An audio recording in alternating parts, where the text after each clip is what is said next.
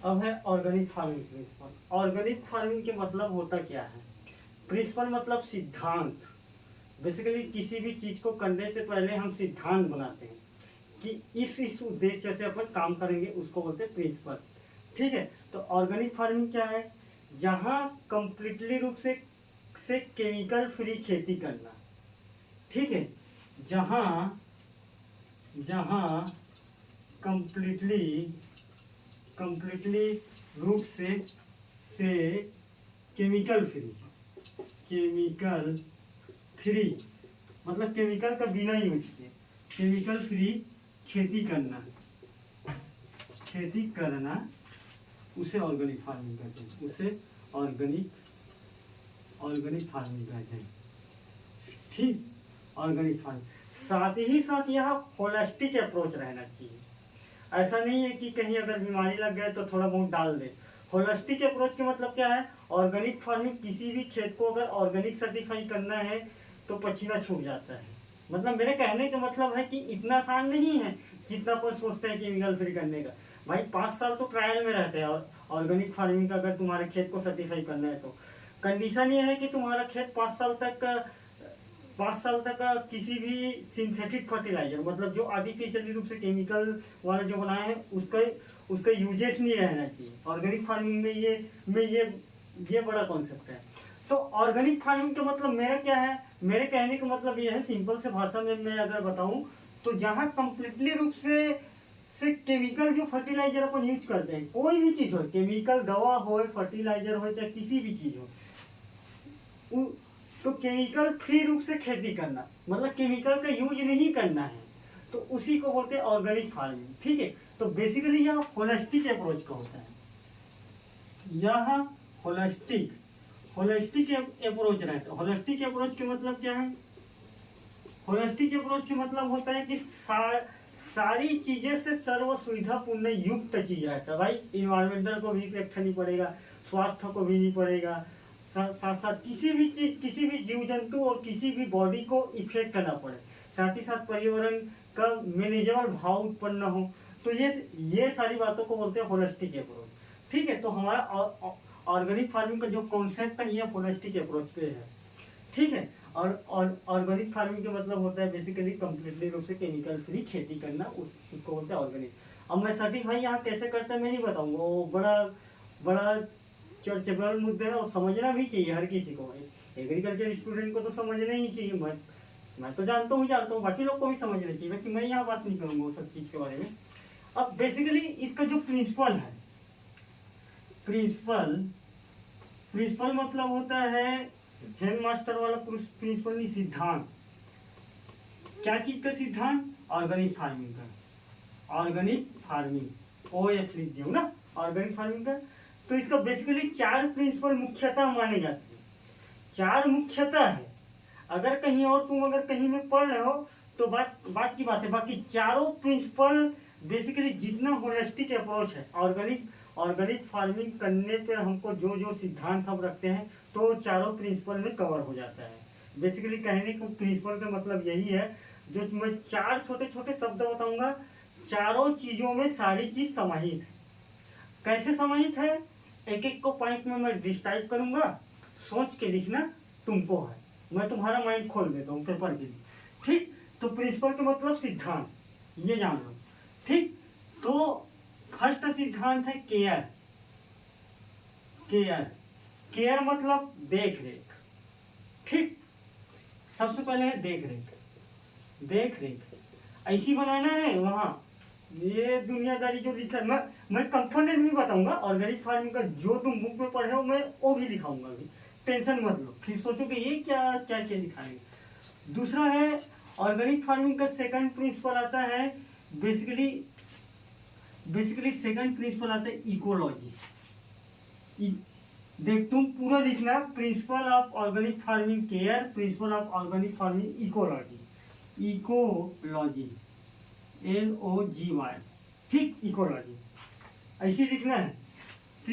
तीसरा प्रिंसिपल है हेल्थ। ठीक, चौथा प्रिंसिपल है फेयरनेस।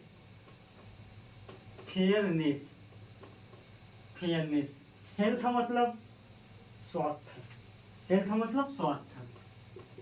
इकोलॉजी मतलब पर्यावरण, पारिस्थितिकी तंत्र। ठीक, पर्यावरण इसके अंदर आ जाएगा। इकोलॉजी बहुत बड़ा चीज है, पर्यावरण उसके छोटे से हिस्सा है। पारिस्थितिकी तंत्र, पारिस्थितिकी तंत्र बोलते हैं। ठीक, फेयरनेस को बोलते हैं बेसिकली, मतलब शुद्ध रूप से काम करना। यहाँ गोरा काला वाला फेयरनेस नहीं। तो इसका 4 प्रिंसिपल मुख्यतः रूप से माने जाते हैं, और यही चारों प्रिंसिपल पर हमारा ऑर्गेनिक फार्मिंग सारी बातों को कवर करता है। बेसिकली जितना भी बातों है जो तुम एक एक पॉइंट में कहीं बुक में पढ़े हो, मान लो जाए तुम पढ़े हो कि ऑर्गेनिक फार्मिंग के प्रिंसिपल में मिट्टी का फर्टिलिटी मेंटेन करना चाहिए, तो देख रेख में आएगा, केयर में। ठीक, तो बेसिकली मैं समझाना चाह रहा हूँ पहले देख रेख में। ठीक, तो मैं इसको मिटा देता हूँ। ये हमारा चौथा प्रिंसिपल है। फर्स्ट का, सेकेंड, थर्ड, फोर्थ। अब कोई भी नंबर। केयर के मतलब क्या है? मिट्टी संबंधी जितना भी चीजों का है उसका देख रेख एवं मेंटेन करना। तो क्या क्या चीज है? मिट्टी के फिजिकल प्रॉपर्टी, में पीएच, ईसी, टेक्सचर, संरचना जी, पीएच, ईसी, संरचना और कणाकार। सारी चीज को ऐसे खेती करे कि सारी चीज कोई इफेक्ट मत हो, पीएच मेंटेन रहे। सबसे पहली बात भाई, मिट्टी के फिजिकल प्रॉपर्टी का सुधार करेंगे। मिट्टी के जब फिजिकल प्रॉपर्टी के सुधार करेंगे तो मिट्टी में जो रहने वाले जीवाश्म है, मिट्टी में रहने वाले सूक्ष्म जीव है, उसकी रक्षा होगा। और ऑर्गेनिक फार्मिंग में क्या करेंगे हम? क्योंकि हमारा सूक्ष्म जीव ही तो कंपोस्ट का निर्माण करेगा। ठीक है, पोरोसिटी करेंगे। पोरोसिटी मतलब रंध्रावकाश मेंटेन करेंगे, रंध्रावकाश। वाटर होल्डिंग कैपेसिटी को बढ़ाएंगे, न्यूट्रिएंट होल्डिंग कैपेसिटी को बढ़ाएंगे। तो मिट्टी के पर्सपेक्टिव से मिट्टी के फिजिकल प्रॉपर्टी का सुधार करेंगे केयर में।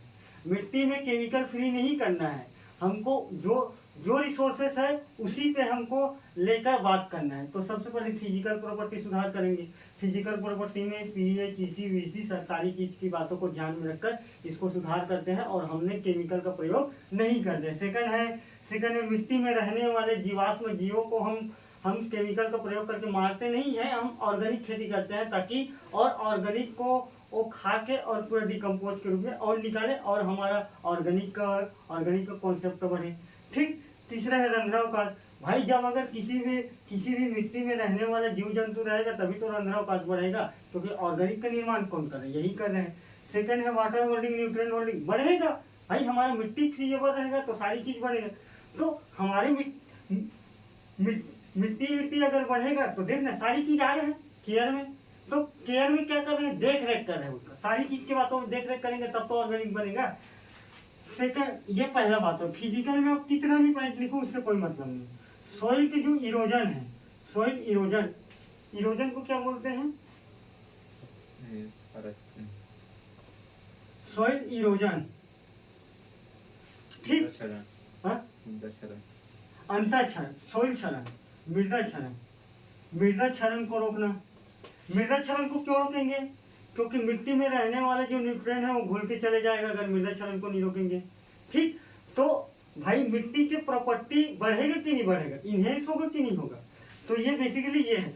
तो मिट्टी से रिलेटेड तुम जितना अच्छा बात है, ये जो भी तुम पढ़े हो, तो सारी चीज ना केयर में लिखना। बात समझ में आए?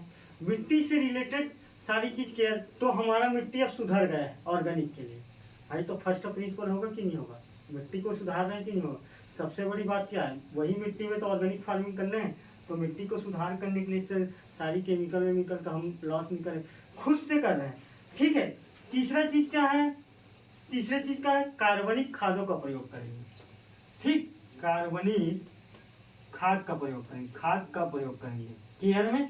कार्बनिक खाद में है वर्मी कंपोस्टिंग जी, वर्म। ठीक, काउडंग कंपोस्टिंग, काउडंग मतलब गोबर के खाद। ठीक, गोबर खाद, गोबर खाद के बाद तीसरा का केयर में क्या चीज करेंगे, गोबर खाद प्रयोग करेंगे। और गोबर खाद प्रयोग करने के बाद क्या करेंगे, ग्रीन मैन्यूरिंग करेंगे, हरी खाद, हरी खाद, ठीक है। और जो बचा पुआल वाल उसको जलाएंगे नहीं। तो ये सारी बातों को आप जितना भी सोच पा रहे हो मिट्टी से, मिट्टी के बचाव के बारे में आप जितना भी देख रेख करके मिट्टी को बचा सकते हो, क्या क्या बचा सकते हो ये तुम सोचो केयर में। बाकी केयर के अंदर लिखना है ये पॉइंट को, ताकि तुम्हारा ये 4 प्रिंसिपल देख के वो खुश हो जाए। नंबर अनवन नहीं लिखना है, यही चार ही प्रिंसिपल मुख्यतः सारी चीज को समाहित करता है ऑर्गेनिक फार्मिंग में, ठीक है। तो जो केयर वाला पॉइंट मैं जितना बताया हूँ ये तो मुख्य है भाई। कार्बनिक खाद में सारी चीज डालेंगे तभी तो होगा। मृदा में कैसे होता है ये मैं बताया, ठीक। सेकंड है इकोलॉजी। इकोलॉजी में क्या है, जब ऑर्गेनिक खेती करेंगे तो पर्यावरणीय संबंधी बचाव का करेंगे। भाई अगर किसी भी जगह अपन ऑर्गेनिक फार्मिंग कर रहे हैं तो पर्यावरणीय संबंधी डिफॉरेस्टेशन नहीं करना है। तो डिफॉरेस्टेशन मतलब वनों की कटाई नहीं करना है, वनों की कटाई रोकना, ठीक।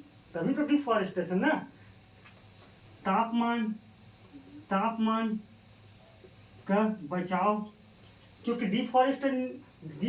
वनों की कटाई नहीं करेंगे तो तापमान नहीं बढ़ेगा। और जो पत्ती इसका रहेगा तो वहां से हमको ऑर्गेनिक मैटर प्राप्त करेंगे। तो जो सूखा पत्ती रहेगा, सूखा पत्ती से ऑर्गेनिक प्राप्त कर सकते हैं। और सारी जीव जंतु है तो जीव जंतु को इफेक्ट नहीं होगा बेसिकली, ठीक। तो पारिस्थितिकी तंत्र में जीव जंतु तो रहेगा ना, तो जीव जंतु को कोई नुकसान नहीं होगा, क्योंकि हमको सबके बारे में सोचना है ना। ऑर्गेनिक कर रहे हैं तो ऐसा नहीं है कि सिर्फ अपने बारे में। तापमान, डिफॉरेस्टेशन सारी चीज से हम बच जाएंगे। और भाई सिंथेटिक खेती नहीं करेंगे तो क्यों कटाई करेंगे बिना जबरदस्ती का, भाई काम चलाने मतलब करना है क्या। तो ये इकोलॉजिकल। अब तुम पर्यावरण को बचाने के लिए क्या क्या कर सकते हो, डैम का निर्माण करोगे, ठीक। डैम, कुआं, तालाब, सारी जब रेनफॉल होगा तो सारी रेनफॉल होगा तो इसी में आके हमारा पानी रुके रहे, क्यों हम बहने दे पानी को। तो ये सारी चीज आप सोचो, आपके माइंड को खोलो। वहाँ ये ऑर्गेनिक फार्मिंग का प्रिंसिपल, 4 प्रिंसिपल को याद रखो और माइंड को खोलो। तीसरा है हेल्थ। सारी खेती बिना केमिकल फ्री करोगे तो हेल्थ रिलेटेड प्रॉब्लम नहीं आएगा। तो यहाँ क्या है, हेल्थ रिलेटेड क्या लिख सकता हूँ, हेल्थ स्वास्थ्य संबंधी, पहला पॉइंट में स्वास्थ्य संबंधी बीमारी नहीं होती है, स्वास्थ्य संबंधी बीमारी नहीं होगा। खान पान में सुधार आएगा, तो लोगों के जो एनर्जी लेवल है वो बढ़ेगा, ठीक। लोगों की एनर्जी लेवल बढ़ेगा, मेंटली स्ट्रांग रहेंगे। और मेंटली स्ट्रांग तो सब स्ट्रांग, और सब स्ट्रांग तो फिर बात ही क्या, ठीक। तो हेल्थ हमें चौथा पॉइंट आएंगे, मेंटली स्ट्रांग रहेंगे, मेंटली स्ट्रांग के मतलब मानसिक रूप से स्वस्थ रहेंगे, ठीक। इसको लिखो, मानसिक रूप से स्वस्थ रहेंगे। तो ये ऑर्गेनिक फायदा का। और जो हमारे कैंसर, खुजली, दाद वात संबंधी जितना भी बीमारी है, मैं बता रहा हूँ, लिख नहीं रहा हूँ, लिखना है आपको। जो दाद वात, खुजली और सारी प्रकार के जो चर्म रोग संबंधी बीमारी होता है ना, तो बेसिकली खान पान की वजह से ही होता है, केमिकल की ही वजह से होता है। तो हमारे चर्म रोगों संबंधित जैसे कि दाद फात, खुजली से हम बच जाएंगे और अल्टीमेटली हम डॉक्टर के पास जाने से बच जाएंगे। और बचने के बाद क्या करेंगे, पैसा बचेगा। और दुनिया में तो 2 ही कॉन्सेप्ट चलते हैं, करिया कोट से बचो, लाल कोट से बचो, सफेद कोट से बचो। सफेद कोट डॉक्टर, करिया कोट वकील। तो डॉक्टर से पढ़े तो जिंदगी भर डॉक्टर के पीछे पेलाओगे, वकील का पढ़े तो जमीन जायदाद के पीछे पेलाते रहोगे हमेशा। तो दोनों कोट से बच के चलना है। तो एक कोट से हम यहाँ बच पा रहे हैं, खान पान अगर सही सुधार रहे हैं तो सुधरेगा किससे, ऑर्गेनिक फार्मिंग। ऑर्गेनिक फार्मिंग करने के लिए सबसे पहले क्या करना पड़ेगा, देख रेख करना पड़ेगा। क्या चीज का, मिट्टी संबंधी चीजों का। मिट्टी संबंधी चीजों को पहले पारिस्थितिकी तंत्र को भी देखना पड़ेगा। भाई अगर यहाँ मिट्टी सुधार लिए, यहाँ अगर डिफॉरेस्टेशन हो रहा है तो टेम्परेचर बढ़ जाएगा, बढ़ेगा कि नहीं बढ़ेगा। तो टेम्परेचर बढ़ेगा तो यहाँ पानी गिर जाएगा। तो ये हमारा फसल तो बर्बाद हो जाएगा। ठीक है।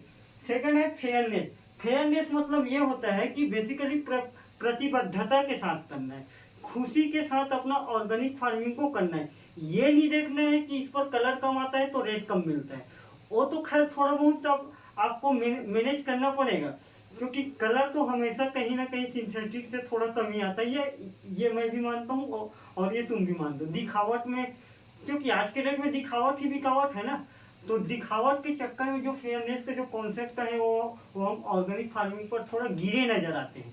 तो हमको अपने प्रतिबद्धता को जारी रखते हुए ऑर्गेनिक फार्मिंग को बढ़ावा करना है। साथ ही साथ हम किसी सिंथेटिक खेती के और उसके किसी भी फ्रूट प्लांट के उत्पादन संबंधी चीज़ों को लालच में ना आकर उसका उत्पादन नहीं करना है। बेसिकली हमको अपने सोच और अपने प्रतिबद्धता के साथ इस ऑर्गेनिक फार्मिंग में आगे बढ़ना है। ये मतलब फेयरनेस है। ठीक, तो फेयरनेस का मतलब यही होता है कि प्रतिबद्धता रहना चाहिए। ये नहीं कि एक साल प्रोडक्शन कम आए तो दूसरे साल तुम छोड़ के फिर कर रहे हो सिंथेटिक, ये नहीं करना है, क्योंकि दूसरे साल फिर करोगे तो कंडीशन ये है कि 3 साल तुमको फिर वेट करना पड़ेगा सर्टिफाई कराने में आपकी खेत को। सर्टिफाई का प्रोसीजर बड़ा कॉन्सेप्चुअल मुद्दा है, मैं उस पर बात करूँगा। अब इसका कंपोनेंट देख लेते हैं, 4 प्रिंसिपल लिख लोगे। अब इसका कंपोनेंट, ठीक, इसका कंपोनेंट क्या है? कंपोनेंट मतलब ऑर्गेनिक फार्मिंग का संगठक क्या है? संगठक, इसको नहीं पूछेगा, नीचे लिखना है। फिर 4 प्रिंसिपल लिखो, संगठक लिखो। यह संगठक नहीं पूछो फिर भी लो बोलना है। पता है तो क्या करोगे, जेब में रख के तो नहीं आना है। नहीं पता है फिर भी पूछो, अगर वो पूछ भी नहीं रहे तो फिर भी कहीं डालो। भाई जो पढ़े उसको डालने आना चाहिए आंसर में। ऐसा नहीं कि पढ़े हो बेकार नहीं जाता, आपको डालने नहीं आता है 20 से। कौन से आंसर को कहाँ डालना है, कहाँ अपने बात को रखना है। तो तुम सिर्फ कंपोनेंट अगर नहीं पूछा है तो फिर भी आप लिख के आ जाना कि हॉर्टिकल्चर के उत्पादन को बढ़ाने के लिए हम ऑर्गेनिक खेती कर सकते हैं, जैसे कि ये कंपोनेंट से कर सकते हैं। ये तुमको लिखने आना चाहिए। ठीक, तो कंपोनेंट में सबसे पहले होता है वर्मी कंपोस्टिंग। भाई वर्मी कंपोस्टिंग करोगे क्या? वर्मी कंपोस्टिंग, इसको मैं हिंदी में लिख देता हूँ। वर्मी कंपोस्टिंग ही सिंथेटिक खेती, ऑर्गेनिक के लिए सबसे पहला कंपोनेंट रहेगा वर्मी कंपोस्टिंग। कंपोस्टिंग मतलब खाद, जो तुम्हारे एक में दिया fertilizer evolution of horticulture crops. Vermicomposting का खाद में उपयोग करोगे कि नहीं करोगे वेजिटेबल लगाने के लिए? तो आपका 2 टॉपिक क्लियर हो रहे हैं यहाँ। ठीक, सेकंड चीज बेसिकली होता है मेन्यूर। ठीक, मेन्यूर में बहुत सारा मेन्यूर होता है, जैसे कि बॉर्न मिल, बीटा मेन्यूर। बहुत सारा प्लांट का जो खाद बनता है, पर्टिकुलर खाद बनता है, तो उसको बोलते हैं मेन्यूर। वर्मी कंपोस्टिंग बहुत सारा वेजिटेबल को सड़ा गला के अलग अलग लेयर के रूप में बनाया जाता है। मैं बात करूंगा, सबको करूंगा पेपर के बाद, टेंशन मत लो। आप कंपोनेंट को समझो, ये उसका कंपोनेंट है। ठीक, तो कंपोनेंट में सबसे पहला है ये, दूसरा है ये, तीसरा है गोबर खाद। गोबर खाद का प्रयोग करोगे। ठीक, गोबर खाद के बाद आप प्रयोग कर सकते हो बेसिकली क्रॉप रोटेशन भी कर सकते हो। फसल चक्र भाई फसल चक्र करोगे तो अलग अलग फसल लोगे तो उसकी जो डिमांडिंग नेचर है, मेरा अगर लेक्चर को देख रहा होगा तो वो शायद रिलेट कर पाएगा अगर कंटिन्यू कोई ध्यान से देखा होगा तो। अब मैं इस पर बात नहीं करूंगा, आप सिर्फ लिखो बस कंपोनेंट में, मैं बार बार किसी पे और डिस्कस नहीं करूंगा। एक है ग्रीन लीफ मैन्यूरिंग यूज करेंगे, हरी पत्ती खाद का यूज करेंगे। भाई पत्ती का खाद का यूज करेंगे कि नहीं करेंगे। एक है बायोलॉजिकल मैनेजमेंट करेंगे, बायोलॉजिकल मैनेजमेंट करेंगे। ठीक, बायोलॉजिकल मतलब जीवित जीव द्वारा प्रबंधन करेंगे। बात समझ में आया? प्रबंधन के मतलब ये प्रबंधन करेंगे। एक करेंगे बेसिकली अपन कर देंगे बेसिकली एनिमल हस्बेंड्री का प्रयोग करेंगे, एनिमल हस्बेंड्री का पालन करेंगे। उसका मतलब क्या है, गोबर का खाद वहीं से मिलेगा, मूत्र मिलेगा, मूत्र से अपन बहुत सारा दवाई बना सकते हैं। कौन सा? ऑर्गेनिक दवाई। ठीक, तो एनिमल हस्बेंड्री को अपन एनिमल पशुपालन को अपने खेती में बढ़ाएंगे, अपने खेती में बढ़ावा करेंगे।